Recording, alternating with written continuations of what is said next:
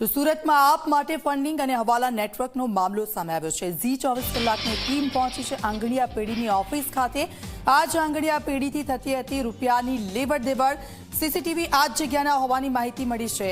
દિલ્હીથી હિમાંશુ નામનો યુવાન રૂપિયા મોકલતો હતો। પનીરના રૂપિયા હોવાનું હિમાંશુ કહેતો હતો। આકાશ નામનો યુવાન પૈસા લેવા માટે આવતો હતો ને અત્યાર સુધી 4 વાર ટ્રાન્ઝેક્શન થઈ ચૂક્યા છે। 5 જ મહિનામાં 1.25 કરોડથી વધુ રૂપિયા મોકલવામાં આવ્યા છે।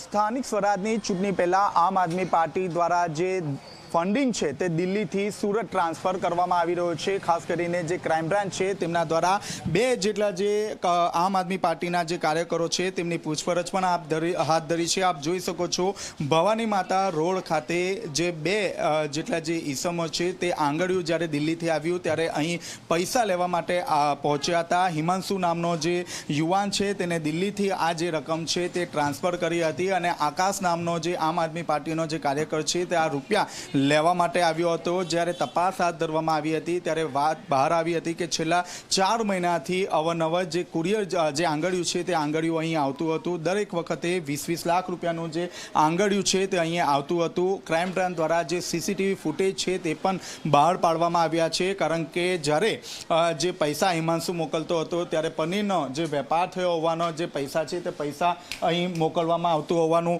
સામે આવ્યું હતું। પરંતુ જ્યારે ખરાઈ કરવામાં આવી ત્યારે આમ આદમી પાર્ટીના જે કાર્યકર છે તેમના દ્વારા ચૂંટણી ફંડિંગ જે છે તે આપવામાં આવતું હોવાનું બહાર આવ્યું છે। જી, કોણ પૈસા મોકલતું હતું, ક્યાંથી? ત્યાંથી દિલ્હીથી હિમાંશુભાઈ મોકલતા હતા। હા, કેટલી વખત આ પૈસા આવ્યા છે? 3-4 વખત। કેટલા આવ્યા છે? સમથિંગ 17 લાખ 20 લાખ એ રીતે પેમેન્ટ આવતું હતું। આ પેમેન્ટ લેવા કોણ આવતું? આકાશભાઈ પોતે આવતા હતા। આકાશભાઈ કોણ છે, ઓળખો છો? ના ભાઈ, અમે નથી ઓળખતા। ને શાના નામે પૈસા મોકલવામાં આવતા હતા? હવે એ અમને તો એવું ત્યાંથી એવું કે પનીરનો વેપાર છે।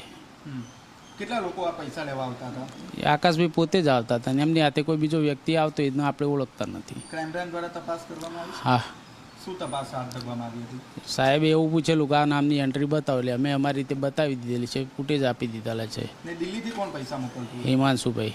તો દિલ્હીથી હિમાંશુ નામનો જે વ્યક્તિ છે તે ફંડિંગના જે પૈસા છે તે મોકલતું હતું। મહત્વની વાત છે કે જે રીતે 1 કરોડથી વધુની જે ફંડિંગ છે તે સુરત ટ્રાન્સફર થયું છે, ત્યારે આઈટી વિભાગ દ્વારા પણ સમગ્ર જે મામલો છે તે મામલે તપાસ હાથ ધરવામાં આવી છે। આપ જોઈ શકો છો અરવિંદ હિરેન આંગડિયા પેઢીના સીધા દ્રશ્યો છે, જ્યાં દિલ્હીથી જે વાયા આંગડિયા પેઢી મારફતે જે ફંડિંગ છે તે ફંડિંગ અહીં મોકલવામાં આવતું હતું અને ત્યારબાદ આકાશ નામનો જે યુવાન છે તે આ પૈસા લઈને અહીંથી જતો હતો। કેમેરામેન વિજય બેસાણી સાથે ચેતન પટેલ, ઝી મીડિયા, સુરત।